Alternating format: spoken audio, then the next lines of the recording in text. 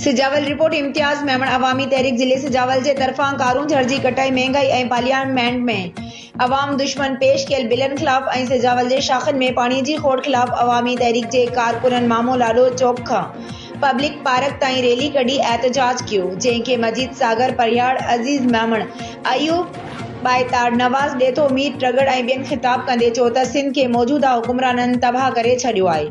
सिंध जी ज़मीननि जो वेकिरो ऐं कोहिस्तान जो वेकिरो कयो वियो आहे ऐं हाणे सिंध जी तहज़ीब कारूं झड़ जो वेकिरो कयो पियो वञे।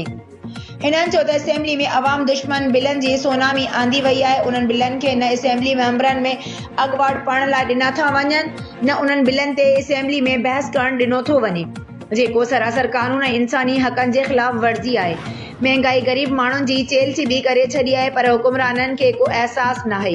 हिक तरफ़ माण्हुनि खे अटो नथो मिले त ॿी तरफ़ सिजावल जे शाख़ुनि में पाणीअ जी खोट करे हारी ऐं बादगारनि जी सारियाली जी फसल खे कापारी धक हयो वियो आहे।